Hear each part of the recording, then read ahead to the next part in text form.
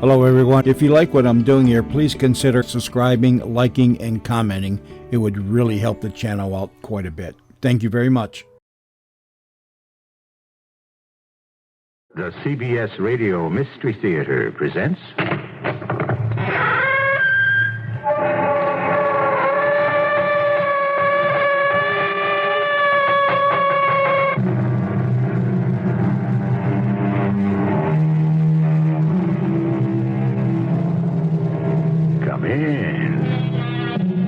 Welcome. I'm E.G. Marshall. You are all fortunate today, and I am indeed glad for you. For today's story was written by the genius who gave us Tiny Tim, Scrooge, David Copperfield, Oliver Twist, literally a world of unforgettable characters. Very rarely did Charles Dickens spin out for us the mystery, but today we'll untangle the web of just such a story. Mr. Sampson, I came here this evening to tell you of the peculiar circumstances of the girl's death. She was very young. Too young to die. I don't know how or where to begin. It's difficult because you loved the girl. I know. No, you don't know. I loved her as I have never loved anyone. But if the whole truth were known, I led her to her death. I murdered her.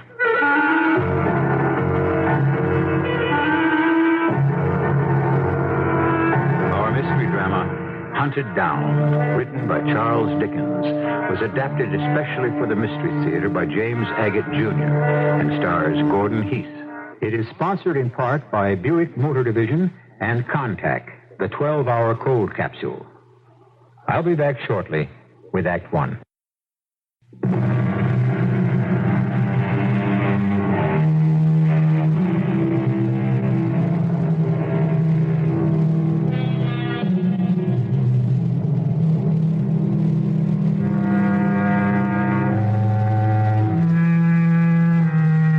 Charles Dickens spent quite a bit of time in the United States. He toured the country reading his stories. He even wrote some here. This story, Hunted Down, appeared serially in the New York Ledger in August 1850. But this account of deception and murder could have happened today, over 125 years later. The same idea has been copied by modern authors, but no one has ever told it as vividly as Charles Dickens. This is the way it begins. My name is Edgar Sampson. I am the chief manager of London Life, one of England's oldest life insurance companies. To deal in insurance, one must know how to judge a man. If you can't do that, chances are you will be deceived, and your company could lose a fortune to the unscrupulous. Which brings me to the first time I met up with Julius Slington. Adams, who is that man dressed in black who just left the office? Just now, that was Mr. Julius Slington. One of our clients? No, he's not insured with us, not as far as I know. He has an air about him, I say, like a warning. A warning? As if he was saying, not in so many words, take me just as I show myself. Come along, follow the gravel path, keep off the grass. I permit no trespassing. Oh, I see what you mean, Mr. Sampson. Mr. Slington is all business. Nothing wrong with that, but this gentleman wants to be sure you know it. Well, if that's it, he put on a very big act for the little he wanted. Which was?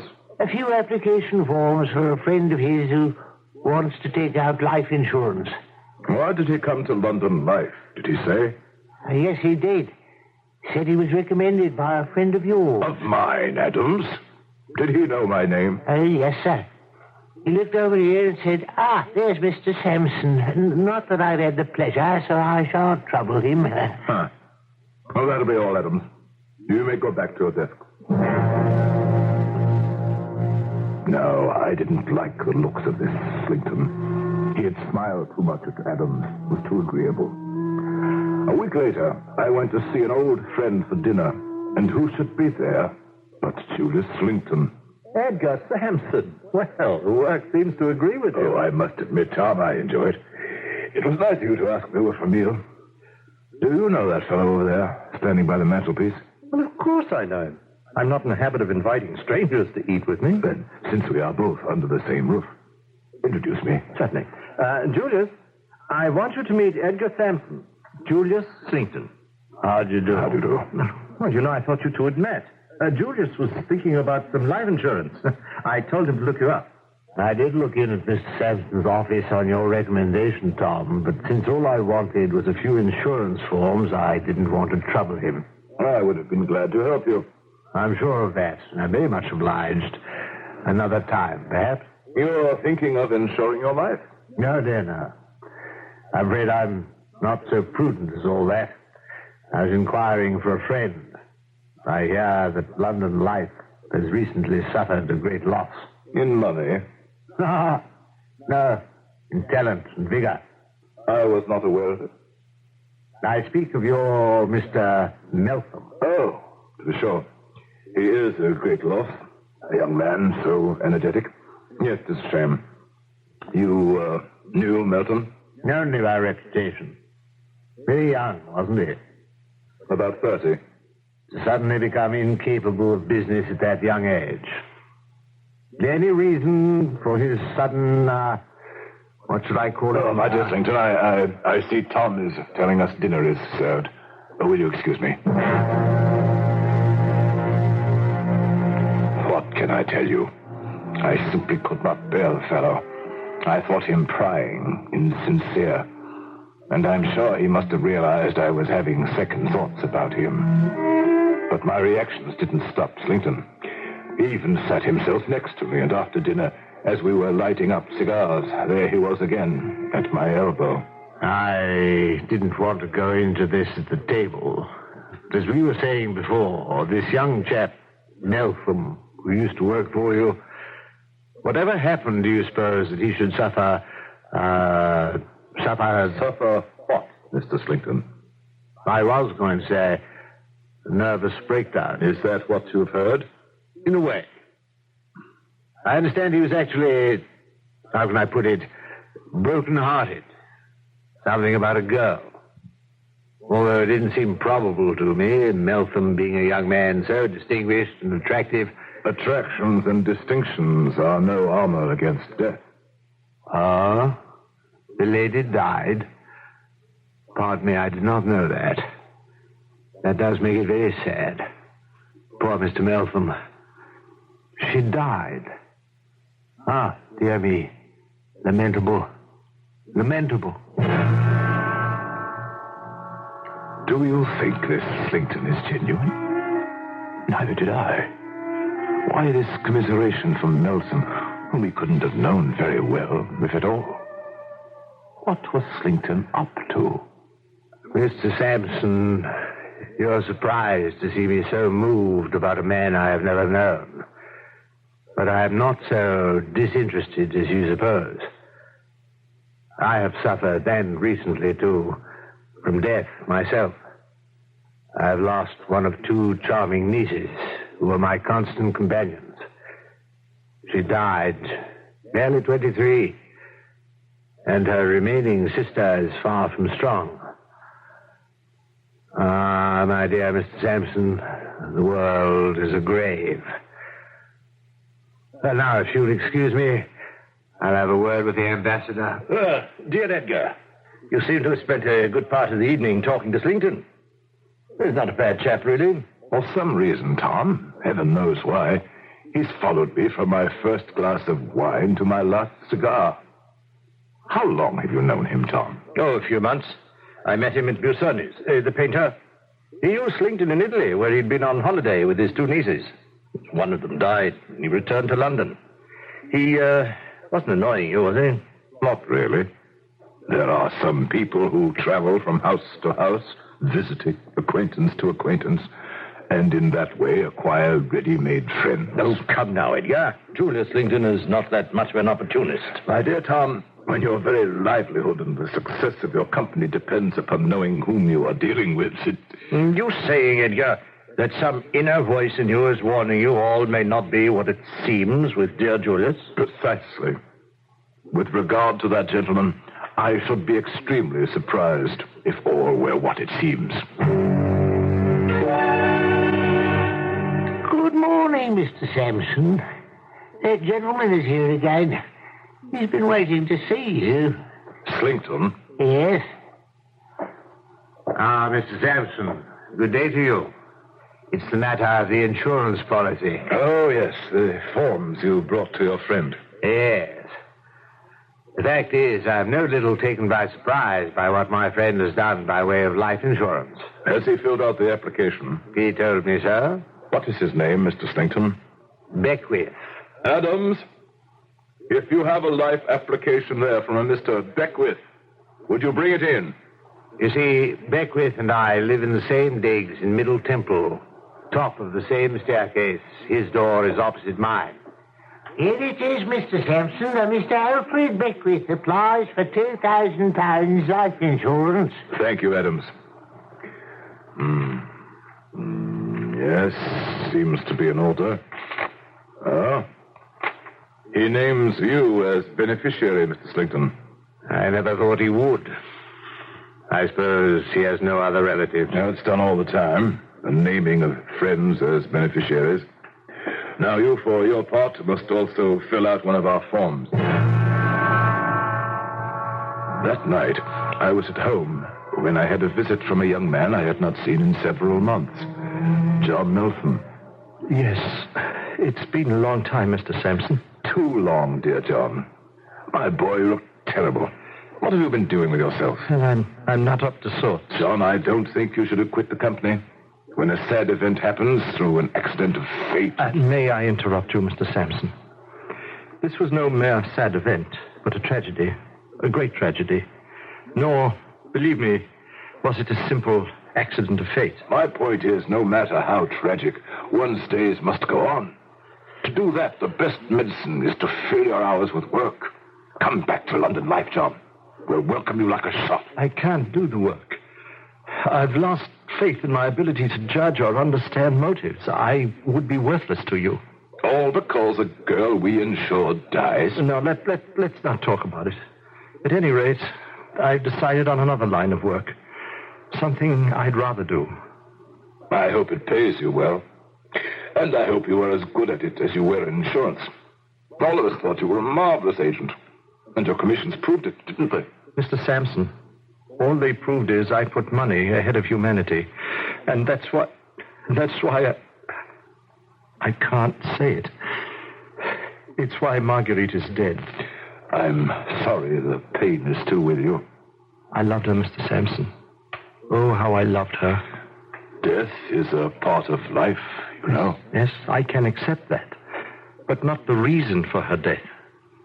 I came this evening to tell you of the peculiar circumstances surrounding her death. She was very young. Too young to die. Please. Say nothing. As you wish. I shall sit here and listen. This is very difficult for me to talk about. I'm sure it is. I know. No, you don't. I killed Marguerite. I did. Yet I love that girl as I have never loved anyone before or ever shall again. But if the whole truth were known, I, and I alone, led her to her death. I murdered her.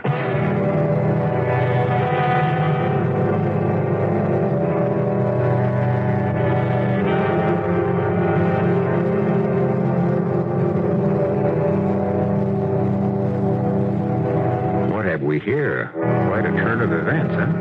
Our man Edgar Sampson, who manages London life, meets, dislikes, and suspects the sincerity of one Julius Slinkton. Then his former employee, John Meltham, confesses to a murder.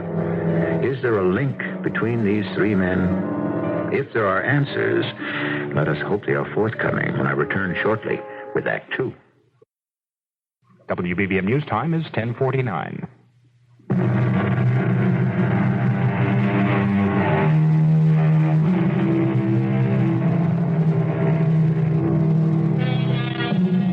Charles Dickens came to his interest in mystery, murder, and the work of detection late in his creative life. Not that social injustice, which he constantly assailed, was foreign to him, but specific chicanery like that in this story was a new subject for Dickens. Certainly none of his characters before John Meltham had ever confessed to murder. I killed that sweet girl just as certainly as if I had put a bullet through her head. John, I want you to calm down. It's been too much for me to bear alone. Let me, in my own way, tell you how it happened. I was sitting at my desk at London Life. You were away, I believe. Mr. Meltham, there is a young lady come to inquire about insurance. Do you think you can see her? Yes, why, certainly, Adams. What is her name? Oh, I don't need to be announced. I am not royalty. Marguerite Niner. And you, sir? John Meltham. Pray, sit down. Mr. Meltham, London Life has been recommended to me as trustworthy. I wish to deal with a company that will make good on its promises to pay. I sincerely hope, Miss Niner, that day is in the very distant future. We all hope that, Mr. Meltham. But death does not always consult our wishes. Yes, how old are you? 23. You are smiling, Mr. Meltham. Yes, of course we will insure you. But may I say, for one so young and beautiful, it seems to me that you're... I appreciate the compliment. May I have the forms to... Oh, please. May I... Could I have a glass of water? I don't feel at all well. Miss Niner. Miss Niner. Oh, good Lord. She's fainted. Adams, come here, quickly. In a matter of moments, she had come to of her own accord. Adams and I lifted this beautiful creature and carried her to the couch in your office, Mr. Sampson. I had heard she'd some slight indisposition, but I had no idea the poor girl had fainted. Well, she insisted we immediately begin to process her policy. When I asked her if she was under doctor's care, she actually implied they had all given her up. Well, right there, I should have said, my dear young lady, if indeed you have a history of illness, London Life cannot insure you. But she was so intense about taking it out as she lay there, looking at me deeply with her lavender eyes, reaching and touching my heart. Well, how could I refuse her? I could not. I understand. Extenuating circumstances. I loved her. There could be no other reason. I'm 30 years old, and for the first time in my life, I knew love. John, perhaps insuring Miss Niner without medical approval was foolhardy, but I would hardly call that an act of murder. Why, she was abroad in Italy when it happened. I know now. Marguerite did not die a natural death. You have proof? Not yet. But one must have proof. Let us say I have enough. But whether at this moment I have adequate proof or not, I shall follow the person I believe directly responsible until the ends of the earth. Surely the police... Oh, no. They may have this person later. For now, it is my satisfaction to avenge the deed. John, I believe the death of this young lady is something you should completely erase from your mind. It is unhealthy to dwell upon it, and it could wreck your life. And supposing you were wrong, that hers was a natural death. I cannot forget the day she passed away. It was only 1 month to the day her life policy went into effect. It was also the day I had purchased a wedding ring. It was quite late when John Meltham left my house. We kept in touch, and in September, I went down to Eastbourne for a breath of sea air. Who should be walking the beach that very late afternoon but Julius Slington with a beautiful girl on his arm, a very delicate, very pale and melancholy young lady dressed in mourning. Mr. Sampson, as I live and breathe. Hi, Mr. Slington. This is a coincidence. How so? I was thinking of you just the other day. In a kindly fashion, I hope. Mr. Sampson, this is Miss Niner, my niece. Marjorie, this is Mr. Sampson. Delighted, I'm sure. How do you do? Are you strolling, Mr. Sampson? Shall we stroll together? With pleasure. Marjorie and I are about to take this rather steep climb to the top of Beachy Head. Ah, look there. The mark of wheels in the sand. The wheels of a hand carriage. Marjorie, my love, your shadow, no doubt. Miss Niner's shadow? Not a sun shadow. Marjorie, my dear, tell Mr. Sampson. There is nothing to tell except that I constantly see the same invalid old gentleman at all times, wherever I go. When I'm strolling the beach or, as we are now, mounting the path to the cliffs. There he is within sight, being wheeled about in a bath chair. Strange. Does he live in Eastbourne? He is staying here. Do you live in Eastbourne? No, also merely staying. Dear Uncle Julius is concerned over my health, so he has me staying with the family. And your shadow? My shadow, I fear, is like myself. Not very robust. He's always bundled up. You can hardly see his face. I don't think I should know him if I were to meet him. I think I see his bath chair down there coming towards us. I've not seen him for days. But it does happen. Wherever I go, this gentleman goes. Oh, I'm quite out of breath from the climb. Uncle, can we rest a bit? Certainly, my dear. We're practically at the top. Isn't that your shadow now, at the foot of our path? Yes. There he is. And notice, he's always having his bath chair pushed by the same gray-haired gentleman. Will you both excuse me for a moment? I think I know the gentleman.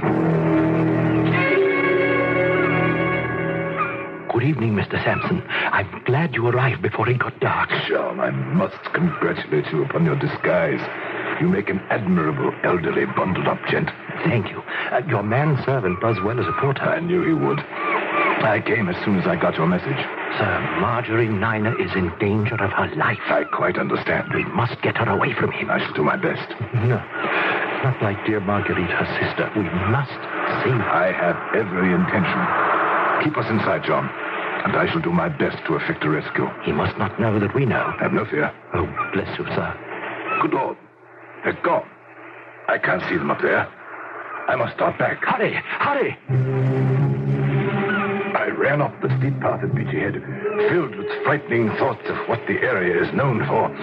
As I got to the top, I saw Marjorie Niner at the very edge, struggling with Slinton. Stop! Stop! Oh, it's you, Sampson. Oh, thank heaven. I thought we'd lost her. Miss Niner, what is it? I don't know rightly. I was just looking down there at those sharp, jagged rocks, and I must have lost my balance or something. It felt like I was being pushed. Now and then I heard you cry, stop, and then Uncle Julius reached out, and he caught me. He caught me before I fell. Oh, my dear Marjorie, I think this climb was too much for you. But it was your idea, Uncle. Are you all right, Miss Niner? Thank you. Yes, Mr. Sampson. Well, Mr. Sampson, who was he? I beg your pardon? Marjorie is dying to know who her shadow is. Ah, yes, the old gentleman. He is an intimate friend of our mutual friend, Tom, at whose house we first met. A certain Major Banks, an old East India director. You have heard of him? Banks? Never. Very rich, Miss Niner, but very old and very crippled. He has been much interested in you, even at long range. He was telling me of the affection he observed between you and your uncle. Our affection was always a strong one, for we had but few near ties. There are but two of us. Sampson, would you be a good fellow and sit here with my niece while I run back and fetch her medicine? I shall be glad to. Oh, Uncle, I'm putting you to such trouble. It's hateful tasting stuff. I shall be as quick as I can. Please be careful.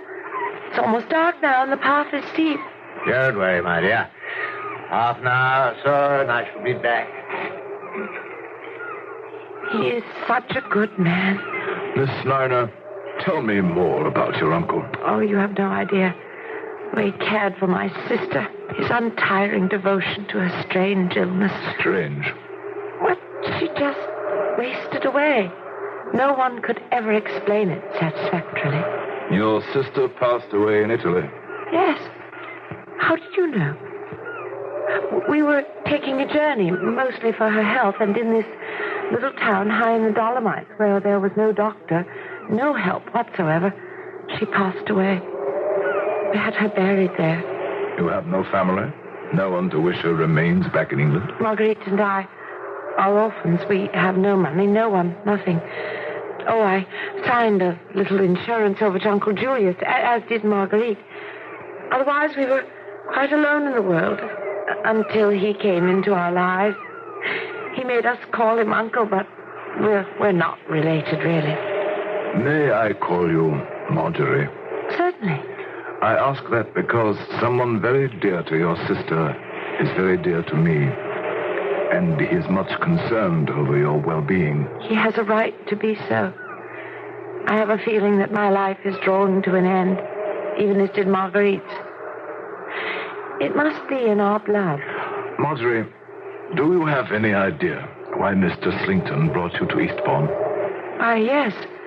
For the restorative powers of the sea air. This very place where we now sit, this cliff, is called Beachy Head. Do you know what it is famous for? In all of England, what Beachy Head is known for? No. Suicides. What? You heard me right. Suicides. When I came up the cliff path just now and saw you in your uncle's arms, suicide is what flashed to my mind. If you had dropped over the edge, would it have looked like suicide? But I thought I tripped. And you thought he caught you? Perhaps. What are you saying, Mr. Sampson? And the medicine you find distasteful, does it not make you feel worse rather than better? Uncle Julius said one must expect that. Why must one? Marjorie, time presses. Heed my warning. Collect your strength, your resolve. Had you been alone up here, one misstep, and this moment you would be lying shattered on those rocks below. Believe me, the next time your life will not be spared. I cannot believe you. You must. As your friend, as your sister's friend, I entreat you, Marjorie, without one moment's loss of time, come with me, and I shall bring you to the man you call your shadow. He can tell you better than I of the danger to your life. I had barely the time to run with her to the bath chair where Melton was waiting. As the evening star rose into the heavens over Beachy Head, I saw them disappear, and the tall, familiar form of Julius Slington make his way up the cliff to my side. The tall man with his hair parted in the middle had an air about him that said to Edgar Sampson, "Keep off the grass." Now, as he approaches Sampson, the sign seems to read, "Look out. Danger." We have a devious and cunning man, possibly a murderer, pitted against a clever and just man. What happens will be revealed when I return in a few moments with Act 3. This is WBBM Chicago.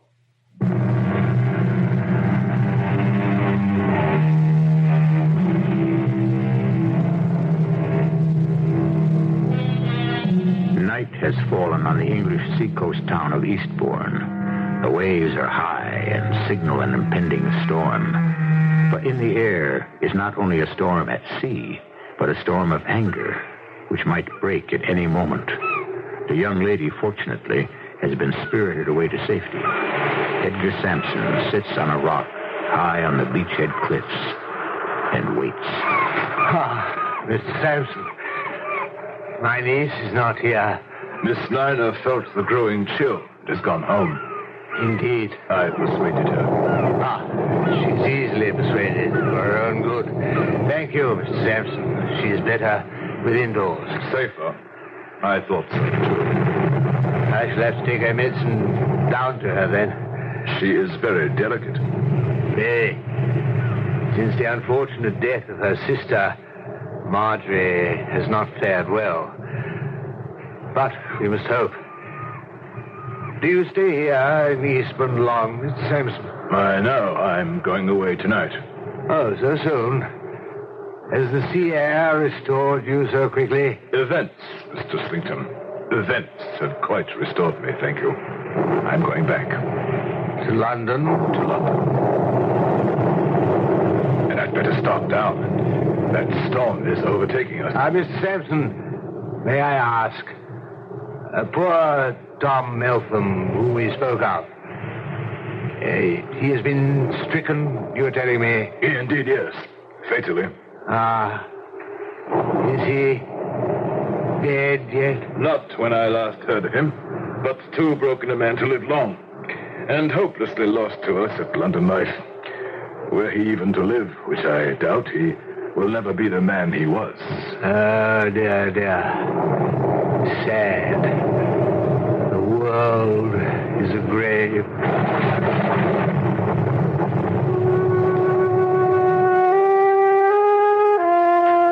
A few days later, I arranged to see Marjorie Niner in London.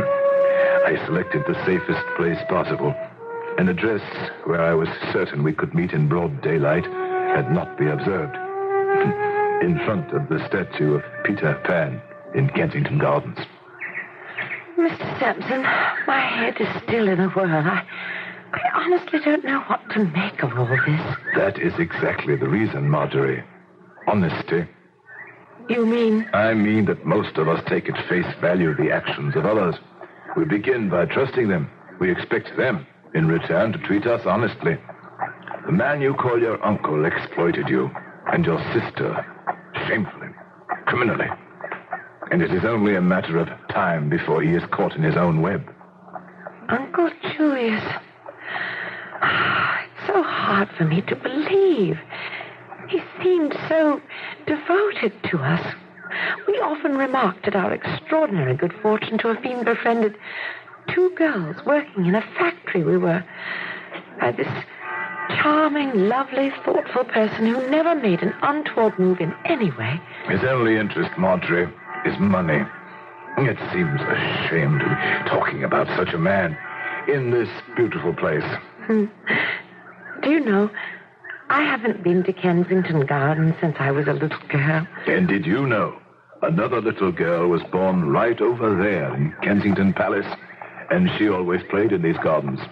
Queen Victoria. Marguerite and I would roll our hoops right along this path. I miss her so, Mr. Sampson. I wish we had never met, Mr. Slington. I wish it with all my heart. Just try to believe all that has happened is perhaps a dream. You wake up, Marjorie, and the world will be beautiful again. I just thought that nice man, Mr. the one who helped me get away from Beachy Head, my shadow. Peter Pan could never get his shadow to stick on. That's better. You're smiling. Good things can happen tomorrow. Remember that. Even little Peter Pan believed that. I must be going now. I shall watch over you even more closely than your shadow at Beachy Head. How long must I remain with Mr. Meltham's sister? Until we are certain Mr. Slington no longer roams the streets. When will that be? Soon, I hope. Very soon. The final thread of the web led me to the building where Julius Slington lived, the top floor. He on one side of the stairs, and on the other, the gentleman whose life he had insured with us, Mr. Beckwith. Who is that? Welcome. Enter, my good man. Excuse me, I noticed the name on the door. Alfred Beckwith. That is me. Do you know me? By name only. I'm with London Life. Ah, yes, you are looking for my dear friend Slington, no doubt. He is across the hall. I call him. Julius? Julius Caesar! You have a visitor. What did you say your name was? Sampson. Julius Caesar! The sun is over the yardarm! Alfred, what is the matter with you? Oh, Mr. Sampson, what brings you here? Mr. Beckwith, will you excuse us a moment? Where can we talk, Mr. Slington? Right outside, on the landing. Oh, yes, indeed. You are excused. But I shall expect you back. Is this your friend, Beckwith, who you insured with us? I'm afraid it is. I'm exceedingly sorry to say. But surely you could be of some help. He is your friend, you said. His rooms are in such disorder. How can anyone live like that? By the way he looks, I'd say he's in the last stages of delirium tremens. I'm as saddened as you. Yes, he's a very great friend. He must have been very ill, even before I knew him. Now I can do nothing with him. Nothing at all. How is your niece, Mr. Slington? My niece? Marjorie Miner, the one I met with you at Beachy Head. I'm sorry to say, Mr. Sampson, that my niece has proved treacherous and ungrateful. She left me without a word of notice or explanation. Simply disappeared. No doubt she was misled by some designing rascal. You may have heard of it. I did hear she was misled by some designing rascal. In fact, I have proof of it. Are you sure of that? Quite. Are you both standing out there on the landing forever? Company to breakfast. Julius, boil the brandy. My dear Mr. Beckwith, I see no food about. Nothing to eat but these salted herrings. Yes, Julius believes in keeping up my thirst. You will forgive me, Mr. Sampson, the way I am dressed. This whole dressing gown is all I seem to have. My clothes have all disappeared. Sorry, Mr. Slington. You could fetch him some food to eat. The man is ill. Mr. Sampson, you're a man of the world. I'll be plain with you. Oh, no, you won't. I understand your object in visiting here. London Life wishes to save its funds and escape from its liabilities. These are old tricks of the trade with you insurance gentlemen. But you will not do it, sir. Julius, I found some brandy. No, you will not be able to evade payment, sir, should anything happen to this dear man. You will not succeed, Mr. Sampson. You have not an easy adversary to play against when you play against me. When the time comes and Mr. Beckwith is no more, we shall have to inquire when and how he fell into his present habits. Julius, gentlemen, I drink to your health. Sir, Mr. Sampson, I put this incoherent poor creature aside and wish you a good morning. With that, Alfred Beckwith took his entire glass of brandy and threw it right into Slington's face, and then the glass after it. As he mopped the blood and brandy away, Julius Slington saw before him a man no longer reeling and trembling, but a changed, determined, forceful Alfred Beckwith. Slington, look at me, you villain. See me as I really am. I took these rooms to bait a trap for you. You thought me a poor drunkard, an imbecile. You insured my life, did you? I saw Mr. Sampson before you did. Your plot has been known to us all along. Having baited you with a prize of £2,000, you were going to kill me off with brandy. And since the brandy didn't seem to be working quickly enough, you were pouring poison into my glass. Perhaps I was not too far gone not to observe you. The man is mad. Obviously a drunkard and a fool. Murderer. Why do you suppose I was certain you would fall into the trap? Because you are no stranger to me, Julius Slington. I knew you, murderer, who for so much money had poisoned one innocent girl while she trusted you and was on the point of killing another. Are we going to stand here, Mr. Sampson, and listen to the ravings of this lunatic? Perhaps we had better. But while you may be able to deceive your young ladies, this old bird was not fooled. Do you think that I drank all the liquor you plied me with? I poured it away. And then when you were out, I let myself into your apartment, investigated your papers, took samples from your poison bottles, your packets of powder, changed the contents to harmless sugar, lest you be out trying to kill more innocents. Yeah, me, Mr. Sampson, don't you find all this a little repetitious and boring? Not half as repetitious as your private journal, spelling out in detail, page after page, how long it took you to do away with your victim. The size of the doses, the signs of gradual decay upon the mind and body, the fancies produced, the pain inflicted. It's repetitious, but not boring. Mr. Sampson, I cannot remain in this poor demented creature's presence any longer. I'm going back to my apartment. You won't find that journal in the secret drawer of your writing desk any longer. Then you are a thief. And I am also your niece Marjorie's shadow. I followed you to Eastbourne, made certain Mr. Sampson was on hand when you tried to use Beachy Head as the scene of a suicide. And all the while plying Miss Nina with medicine. You said medicine indeed. Who are you? Why have you pursued me like this? Are you the police? No, Mr. Slington. We are life insurers.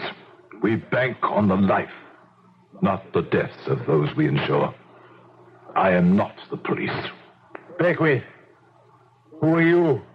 When you sent the sweet Margaret Nina, whom you murdered, to the office of John Meltham, it fell to his lot to see her, speak with her, give her the insurance forms naming you as beneficiary. But it did not fall to his lot to save her.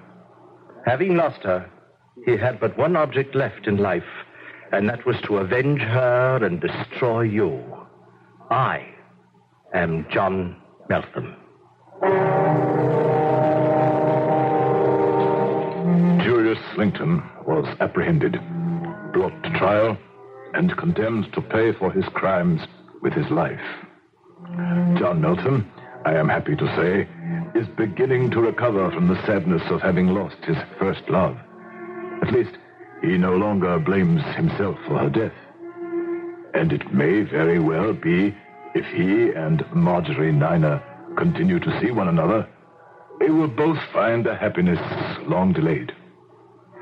As for myself, Edgar Sampson, I look very carefully at the line marked beneficiary in your policy. I try to find out as much as I can before we insure your life.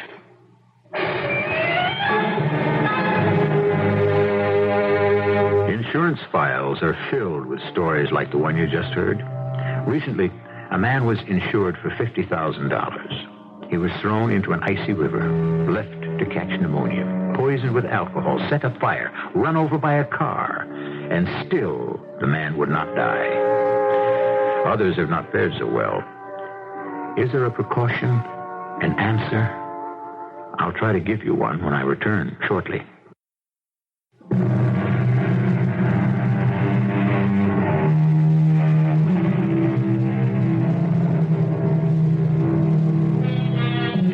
It was over 125 years ago that Charles Dickens wrote this brilliant expose, especially for American readers, serialized in a New York newspaper.